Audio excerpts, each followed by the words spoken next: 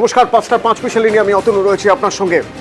অচলাবস্থা কাটবে, ছাত্রদের অবস্থান উঠবে, এই প্রশ্নটাই এখন বড় হয়ে দাঁড়িয়েছে। কারণ এখনো পর্যন্ত যা আপডেট আপনারা জানেন, কাল অনেক রাত পর্যন্ত বৈঠক হয়েছে মুখ্যমন্ত্রীর সঙ্গে। যে দাবিগুলোর কথা তোলা হয়েছিল সেই দাবিগুলোর অধিকাংশই মানা হয়েছে।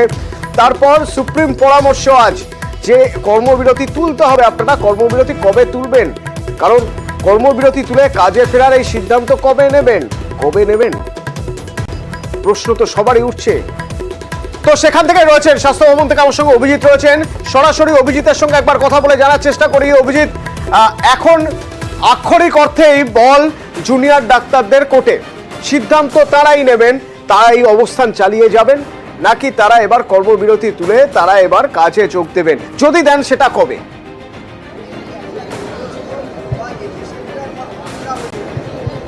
অতনু, দফায় দফায় বিভিন্ন মেডিকেল কলেজগুলোর বৈঠক চলছে এবং আর কিছুক্ষণ বাদে প্যানজিবি অর্থাৎ 26টা মেডিকেল কলেজের 26টি মেডিকেল কলেজের যে প্রতিনিধিরা তাদের বৈঠক হবে এবং সেই বৈঠক থেকে সিদ্ধান্ত নেওয়া হবে যে কি অবস্থা দাঁড়াবে। এই মুহূর্তে আমার সঙ্গে রয়েছে অনিকেত মাহাতো। অনিকেত, সবাই তো এটা প্রতীক্ষা করছে যে সুপ্রিম কোর্টের যে পর্যবেক্ষণ এবং আপনাদের দাবি মেনে বিভিন্ন সবাইকেই প্রায় সরানো হয়েছে, তারপরে কি আপনারা কাজে ফিরবেন? অবস্থান বিক্ষোভ কি প্রত্যাহার করবেন? হ্যাঁ, আমরা আলোচনা করছি। আমাদের এই 5টা শুরু হবে জিবি মিটিং, জাস্ট যেটা ডিসিশন আসবে সেটা আমরা জানাবো। এখনো পর্যন্ত অনেক সবাই এটাই জানতে চাইছে যে আপনাদের কি দাবি যে পূরণ করা যায় সেটা নিয়ে কি আপনারা সন্তুষ্ট? না, আলোচনা একটা হয়েছে, এটা ঠিকই। আন্দোলনের চাপে সে আলোচনা থেকে কিছু সদর্থক জায়গা বেরিয়ে এসছে, সেগুলো বাস্তবায়িত হচ্ছে এই জায়গাগুলো। এবং আজ সুপ্রিম কোর্টের হিয়ারিং এর পর আমরা আলোচনায় বসে যেটা ডিসিশন হবে সেটা আমরা জানাবো।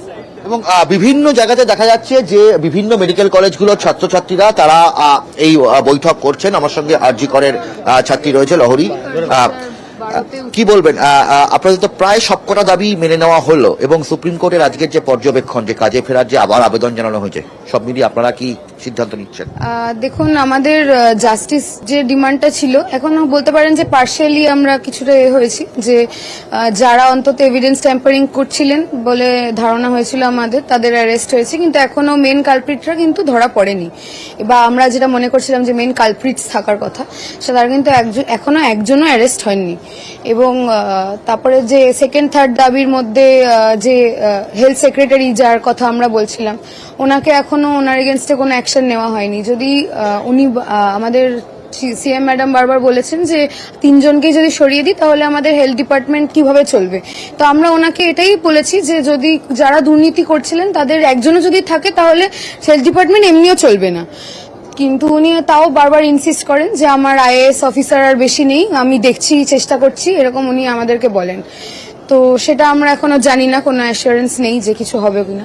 ডিসি সেন্ট্রাল যিনি মিথ্যা কথা বলেন মিডিয়ার সামনে ক্রপ ছবি দেখিয়ে, ওনার এগেন্সে কোনো অ্যাকশন নেওয়া হবে কিনা, তখন উনি বলেন যে উনি তো ক্রাইম সিনেই ছিলেন না। তা সেক্ষেত্রে আমাদের আরো প্রশ্ন যে উনি যদি ক্রাইম সিনেই ছিলেন না তাহলে উনি আরো জোরালো হয় কোয়েশ্চেনটা, তাহলে উনি মিথ্যা কথাটা কেন বললেন, আর এই ছবিটাই বা কেন প্রচার করলেন? এবং যে যিনি এখন জানা গেছে যে SSKM সার্জারি পিজিটি ছিলেন অভিজ্ঞ, তাকে ফিঙ্গারপ্রিন্ট অ্যানালিস্ট বলে কেন চালানোর চেষ্টা করলেন?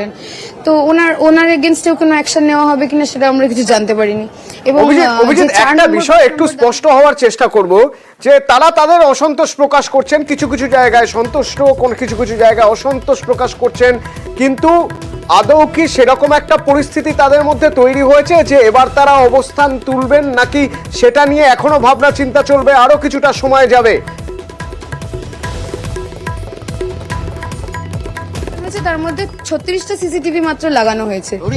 এই যে অনেকগুলি হয়তো আপনারা এখনো সন্তুষ্ট নন, সেই জায়গা থেকে দাঁড়িয়ে কি এই অবস্থান যে বিক্ষোভ অন্তত স্বাস্থ্য ভবনের সামনে, সেটা কি প্রত্যাহার করার কোনো ভাবনা চিন্তা আছে?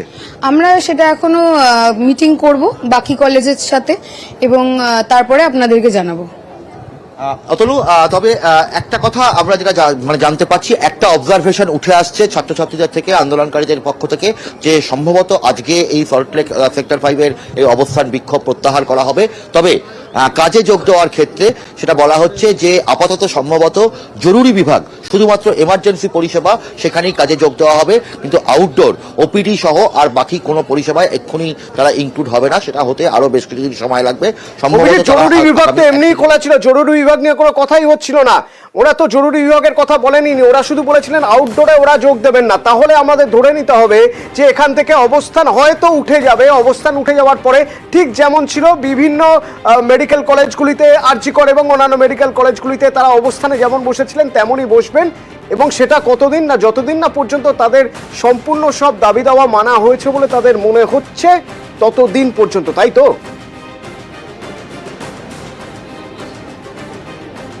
ঠিকই অতনু, এবং যেটুকু আমরা জানতে পারছি যে এরকম পর্যবেক্ষণগুলো আসছে বিভিন্ন কলেজগুলো থেকে। আরজিকরের ছাত্রছাত্রীদের পর্যবেক্ষণ আসছে, কল্যাণী জেএনএম থেকে আসছে, বা মালদা মেডিকেল কলেজের পর্যবেক্ষণ আসছে, এনআরএফ এর পর্যবেক্ষণ, যে আপাতত তারা জরুরি পরিষেবা হয়তো কাজে যোগ দেবেন, কিন্তু আউটডোর পরিষেবায় তারা কাজে যোগ দেবেন না।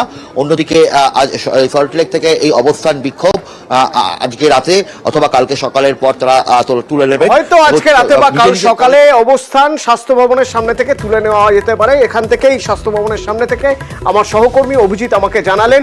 তার কারণ এর পিছনে দুটো বিষয় রয়েছে। প্রথমত হচ্ছে অবশ্যই আজ সুপ্রিম কোর্টের পর্যবেক্ষণ।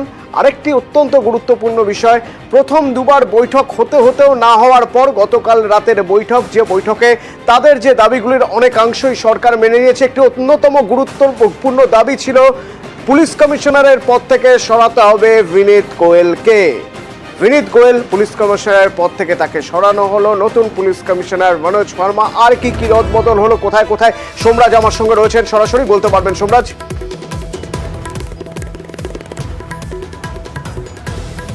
হ্যাঁ দেখো, কলকাতা পুলিশের পুলিশ কমিশনার হিসেবে দায়িত্ব দেওয়া হলো মনোজ ভার্মাকে। মনোজ ভার্মা এডিজি আইন শৃঙ্খলার দায়িত্ব পরিচালনা করছিলেন, এবং কলকাতা পুলিশের সিপি হিসেবে বিনীত গোয়েল যিনি ছিলেন তাকে এডিজি এসটিএফ হিসেবে বদলি করা হলো। বিনীত গোয়েল এর আগেও এডিজি এসটিএফ হিসেবে কাজ করেছেন, ফলত সেই জায়গায় তাকে দায়িত্ব দেওয়া হলো। মনোজ ভার্মা বিশেষত ব্যারাকপুর পুলিশের পুলিশ কমিশনার হিসেবে দীর্ঘদিন তিনি দায়িত্ব সামলেছেন, তারপর এডিজি আইন শৃঙ্খলা হিসেবে দায়িত্ব পরিচালনা করছেন লোকসভা নির্বাচনের আগে থেকে। ফলত কলকাতা পুলিশের পুলিশ কমিশনার হিসেবে তার অভিজ্ঞতা অনেকটাই উপযোগী হবে, এবং সেই জন্যই মনোজ ভার্মাকে কলকাতা পুলিশের পুলিশ কমিশনার হিসেবে নিয়োগ করা হয়েছে বলেই ইতিমধ্যে রাজ্যের স্বরাষ্ট্র সচিব নির্দেশিকা জারি করেছেন। তোমাকে জানিয়ে রাখি যে আজ দুপুরবেলা মুখ্যমন্ত্রী মমতা বন্দ্যোপাধ্যায় তার বাড়িতে একটি বৈঠকও করেন, এবং সেই বৈঠক থেকেই মনোজ ভার্মার নাম চূড়ান্ত করা হয়। অন্যদিকে এডিজি আইন শৃঙ্খলার দায়িত্ব সামলাবেন জাভেদ শামীম। লোকসভা ভোটের আগে জাভেদ শামীম এডিজি আইন শৃঙ্খলার দায়িত্ব পরিচালনা করেছিলেন, এবং তিনি ফের এডিজি আইন শৃঙ্খলার দায়িত্ব সামলাবেন। কলকাতা পুলিশের ডিসি নর্থ হিসাবে অভিষেক গুপ্তা ছিলেন, তাকেও বদলি করে দেওয়া হয়েছে। ফলত আজকে যে গুরুত্বপূর্ণ রদবদল হয়েছে তার মধ্যে অত্যন্ত দুটি গুরুত্বপূর্ণ রদবদল, যা মুখ্যমন্ত্রী মমতা বন্দ্যোপাধ্যায় গতকালই ঘোষণা করেছিলেন। বিকেল 4টের মধ্যেই জানিয়ে দেওয়া হবে কলকাতা পুলিশের নতুন পুলিশ কমিশনারের নাম এবং ডিসি নর্থের নাম। কিন্তু তার 30 মিনিট আগেই রাজ্যের স্বরাষ্ট্র দপ্তরের তরফে এই নির্দেশিকা জারি করে দেওয়া হলো, এবং যেটা সূত্র মারফত জানা যাচ্ছে আজই কলকাতা পুলিশের সিপি হিসাবে মনোজ ভার্মা দায়িত্ব নিতে চলেছেন। ধন্যবাদ, সঙ্গে থাকো সোমরাজ। তো যখন মনোজ ভার্মাকে নতুন পুলিশ কমিশনার করা হলো, বিনীত গোয়েলকে সরিয়ে দেওয়া হলো, তখন এই যারা দাবি করছিলেন তারা কি বলছেন জুনিয়র ডাক্তাররা, শুনুন। আমি পরিষ্কারভাবে বলতে চাই, বিনীত গোয়েল একজন পুলিশিং হিস্ট্রির ফেলিয়ার। তাকে আমরা অপসারণ করার দাবি এই জন্য রেখেছিলাম যাতে তার উপর একটা পিউনিটিভ অ্যাকশন নেওয়া হয়। তাকে কার্যত প্রমোশন মতন দেওয়া হলো। এটাকে আমরা আন্দোলনের স্পিরিট এবং আন্দোলনকারীদের স্পিরিটের এগেনস্টে প্রতারণা হিসেবে দেখছি। যে কোনো আধিকারিককে তার পদ থেকে অপসারণ করে, যিনি কার্যত অ্যাডমিনিস্ট্রেটিভ ফেলিয়ার, তাকে নিজের পদ থেকে অপসারণ করে যদি পিউনিটিভ অ্যাকশন নেওয়া হয় তাহলেই আমাদের একমাত্র মোটো স্যাটিসফাইড হবে, মোটো জাস্টিফাইড হবে। এর বাইরে কোনো কিছু যদি করা হয় তাহলে সেটাই আন্দোলনকারী বা এই আন্দোলনের সাথে ইনজাস্টিস করা হবে বলে আমার মনে হয়। কোনোদিনই কর্মবিরতি তুলে নেওয়ার চিন্তাভাবনা ছিল না। আমরা সবসময় বলে এসেছিলাম যে জেনারেল বডি মিটিং করে আমরা জানাবো যে কর্মবিরতি উঠবে না, এই ধর্ণামঞ্চ থাকবে না। এই যে 5 দফা দাবি মেনে নেওয়ার নাম করে যে প্রতারণাগুলো হচ্ছে, এগুলো ডেফিনেটলি আমাদের মধ্যে ক্ষোভের জন্ম দিচ্ছে। কোন জায়গায় প্রতারণা, আদৌ প্রতারণা হচ্ছে কিনা সেগুলো নিয়েও তারা বৈঠক করছেন। সবরা মেডিকেল কলেজের স্টুডেন্টরা, তারা জুনিয়র ডাক্তাররা, তারা একসঙ্গে বৈঠক করবেন। দেখা যাক কোন সিদ্ধান্ত সেখান থেকে উঠে আসে। তবে তাদের যে দাবি ছিল তার মধ্যে স্বাস্থ্য দপ্তরেরও রদবদলের দাবি ছিল। সে বিষয়ে একটু সোমরাজের থেকে জানতে চাইবো। সোমরাজ, স্বাস্থ্য দপ্তরেও বেশ কিছু জায়গায় ডিপার্টমেন্টের রদবদল করা হয়েছে বা বেশ কিছু জায়গায় নতুন নাম চলে আসছে, এগুলো কি?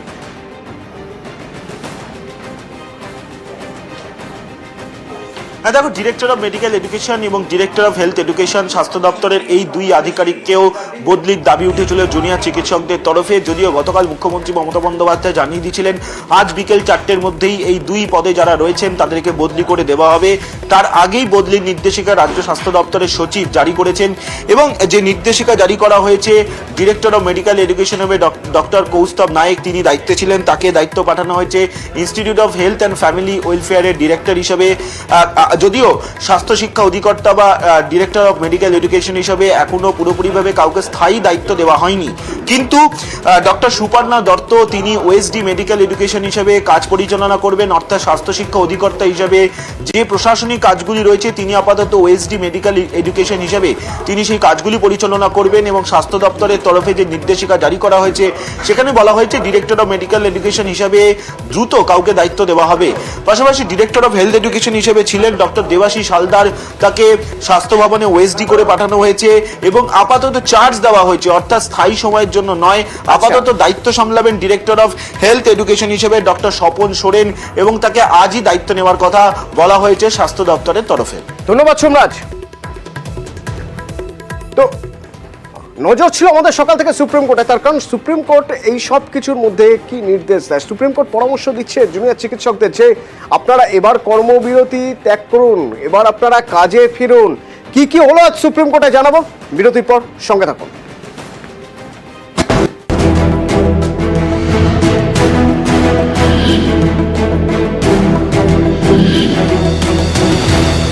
বলি সরঞ্জামের নিরিখে রাখতে হয়, সেগুলিও রাখতে বলা হয়েছে। হাওড়ায় যাচ্ছেন প্রধান সচিব এমএসএমই, বীরভূমে যাচ্ছেন প্রধান সচিব হাউসিং, পশ্চিম মেদিনীপুরে যাচ্ছেন প্রধান সচিব পাবলিক হেলথ ইঞ্জিনিয়ারিং, হুগলিতে যাচ্ছেন প্রধান সচিব কৃষি, পূর্ব মেদিনীপুরে যাচ্ছেন প্রধান সচিব খাদ্য, ঝাড়গ্রামে যাচ্ছেন পরিবহন সচিব, বাঁকুড়ায় শ্রম সচিব, পুরুলিয়ায় শিল্প দপ্তরের অন্তর্গত সচিব, পশ্চিম বর্ধমানে ব্যাকওয়ার্ড ক্লাসেস ওয়েলফেয়ার ডিপার্টমেন্টের সচিব ও পূর্ব বর্ধমানে যাচ্ছেন পঞ্চায়েত সচিব।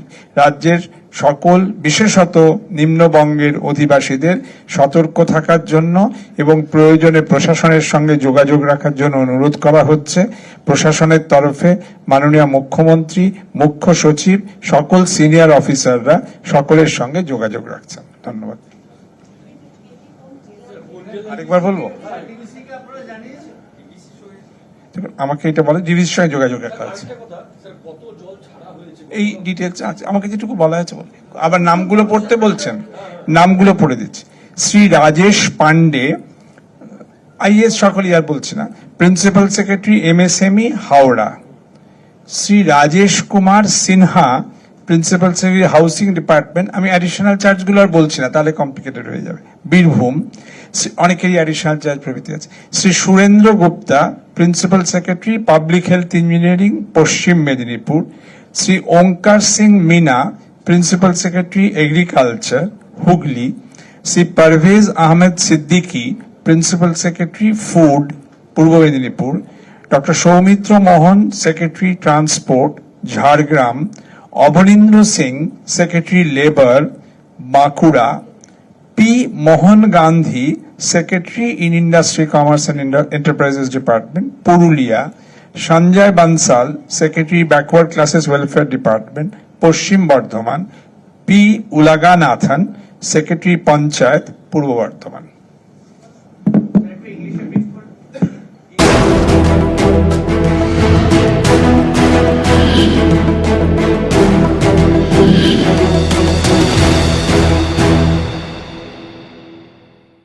নিউজ ফ্ল্যাশ নিবেদন করছে সফেদ ডিটারজেন্ট পাউডার। সফেদ 500 গ্রাম মাত্র 35 টাকায়। Heavy rainfall and huge water discharge from Damodar Valley Corporation, particularly Maithan Dam, Panchet Dam, Durgapur Barrage, etc. A flood-like situation may occur in the lower basin area of the Damodar Basin, and several districts of North Bengal may be inundated, says the government of West Bengal. With respect to that, several senior officers, 10 in total, have been deputed to coordinate and supervise the rescue and relief operation in the districts of Howrah, Birbhum, Paschim Medinipur, Hooghly, Purba Medinipur, Jhargram, Bankura, Purulia, Paschim Bardhaman, and Purbo Bardhaman. They will visit the districts in consultation with the district magistrates. The Honorable Chief Minister of West Bengal has given directions to the Chief Secretary, the concerned secretaries, as well as the magistrates to make elaborate arrangements for disaster management operations, for making rescue assistance available, and everyone has been asked to remain alert. People have to be evacuated from the low-flying areas, and we request everyone's assistance in the disaster management operations. News flash নিবেদন করছে সফেদ detergent powder. সফেদ 500 গ্রাম মাত্র 35 টাকায়। দারুণ টেমটি লাগাবো। এটা তো Maithon still না, সস্তা বস। স্ট্রং মানে মাইথন স্টিল। ধানের পাতামোড়া ও মাজরা পোকা দমন করতে ব্যবহার করুন শক্তিশালী কীটনাশক উইলউডের বায়োক্সান। সব জায়গায় না চাইলেও সবাই কেন চোখ পেরিয়ে যায়, আর নিঃশ্বাসের আরপিএম কেন ছুটে যায় সব জায়গায়। The new Glamour, simply magnetic. Medical की पढ़ाई के लिए विदेश जाने की जरूरत नहीं। 75,000 नई मेडिकल सीटों का ऐतिहासिक फैसला। विकसित भारत को समर्पित हर दिन।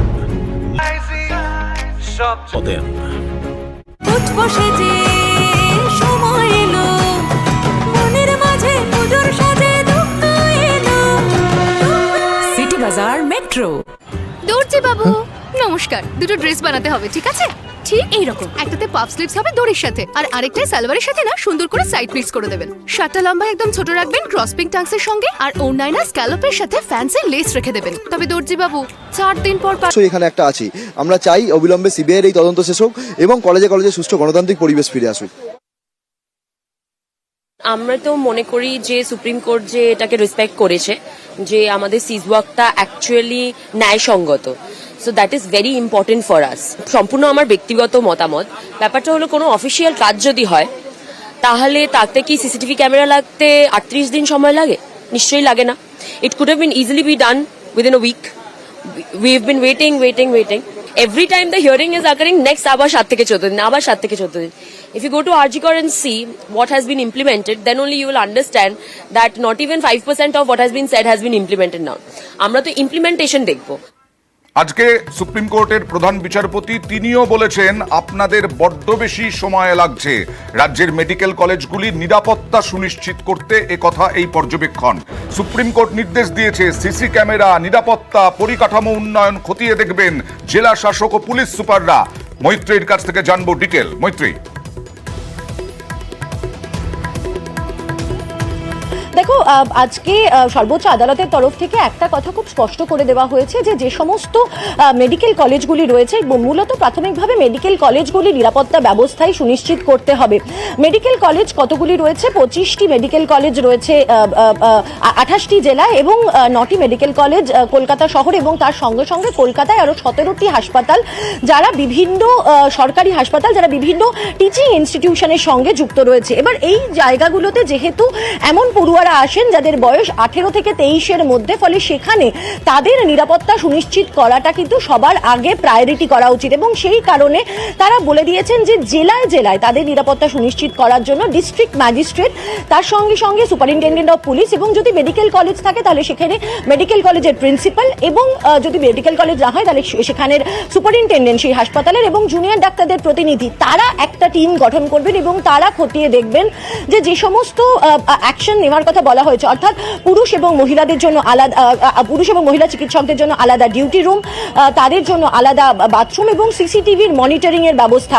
একই সঙ্গে আজকে কিন্তু সর্বোচ্চ আদালতের তরফ থেকে একটি সাজেশনও দেওয়া হয়েছে যে এই যে ডিউটি রুম রয়েছে এই সমস্ত জায়গাগুলিতে যদি বায়োমেট্রিক অ্যাক্সেস করা যায়, অর্থাৎ যেখানে অ্যাক্সেস লিমিটেড করা যাবে এরকম ব্যবস্থা যদি করা যায়, এবং রাজ্যকে সে বিষয় নিয়ে ভাবতে বলেছে, এবং কপিল সিব্বল তিনি জানিয়েছেন যে এই বিষয় নিয়ে রাজ্য খতিয়ে দেখবেন যে যদি সেটা করা সম্ভব হয় যাতে বায়োমেট্রিক অ্যাক্সেস করা যায়।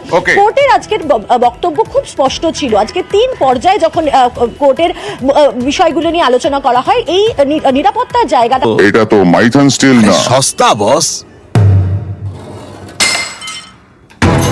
স্ট্রং মানে মাইথন স্টিল। নিউজ ফ্ল্যাশ নিবেদন করছে সফেদ ডিটারজেন্ট পাউডার।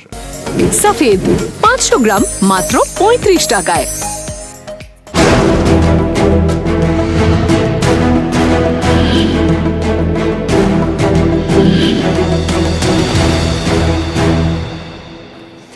অত্যন্ত গুরুত্বপূর্ণ একটি জায়গায় এই মুহূর্তে দাঁড়িয়ে রয়েছে এই কেস, কারণ সিবিআই যা বলছে তা অত্যন্ত তাৎপর্যপূর্ণ। আরজিকর কেসের ক্ষেত্রে এই মুহূর্তের ব্রেকিং নিউজ বলা যেতে পারে।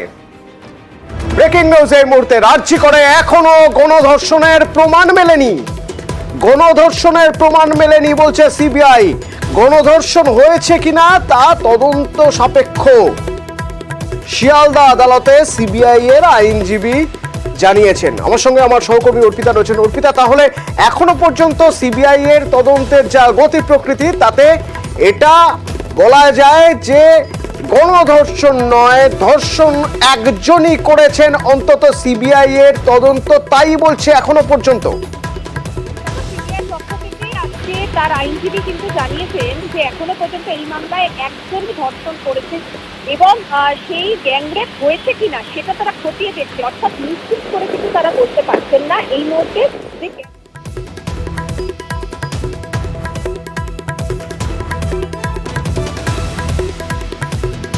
গণধর্ষণ হয়েছে কি না তা তদন্ত সাপেক্ষ, সিবিআই এর আইনজীবী বলছেন। অর্পিতা, কি বলছেন, এর মানে কি? তার মানে দেখো, সিবিআইয়ের পক্ষ থেকে যেটা জানানো হয়েছে যে এখনো পর্যন্ত কিন্তু এই মামলায় একজনই রেপ করেছে, সেখানে গ্যাংরেপ হয়েছে কিনা সেই বিষয়ে এখনো তদন্ত চলছে। এবং সিবিআইয়ের আইনজীবীর তরফ থেকে জানানো হয় যে এই 3 দিনে তারা সিডিআর পেয়েছে এবং সিডিআর এর ভিত্তিতে, সিসিটিভির ভিত্তিতে আরো কিন্তু 3 দিনের জেরার জন্য তাদের কিন্তু হেফাজত প্রয়োজন এই ওসি অভিজিৎ মণ্ডল এবং তার সঙ্গে কিন্তু সন্দীপ ঘোষকে। কারণ তারা নিজেদের হেফাজতে তারা নিতে চাইছে, কারণ বেশ কিছু সন্দেহজনক মোবাইল নাম্বার তারা পেয়েছে এবং এই দুজনের সাথে কথা ছাড়াও আরো আদার্স ফোনের কলের সঙ্গে তারা কথা বলেছেন। ফলে তাদের এই যে তারা কিন্তু তদন্তে সহযোগিতা করছেন না। শুধুমাত্র তাই নয়, আরো একটি গুরুত্বপূর্ণ বিষয় সিবিআই পক্ষ থেকে বলা হয় যে জেরা করার জন্য দরকার হচ্ছে সিসি ক্যামেরার ফুটেজ, ডিভিআর, তালাখানার বেশ কিছু সিসি ফুটেজ এবং ডেটা প্রসেস। এইসবের জন্য কিন্তু ফের তাদেরকে জেরার প্রয়োজন, কারণ বেশ কিছু মোবাইল নাম্বার যে সাসপেক্টেড, সেই সব মোবাইল নাম্বারের সঙ্গে তাদের যে কথোপকথন সেগুলো তারা খতিয়ে দেখছে এবং দুজনের ফোন কল এক্সচেঞ্জ ছাড়াও আধার নাম্বারের সঙ্গে কিন্তু এক্সচেঞ্জ হয়েছে।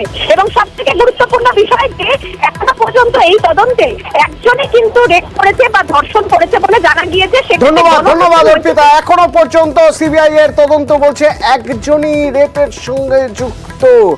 গণধর্ষণ কিনা তা এখনো তদন্ত সাপেক্ষ, সিবিআই আইনজীবী শিয়ালদা কোর্টে জানিয়েছেন।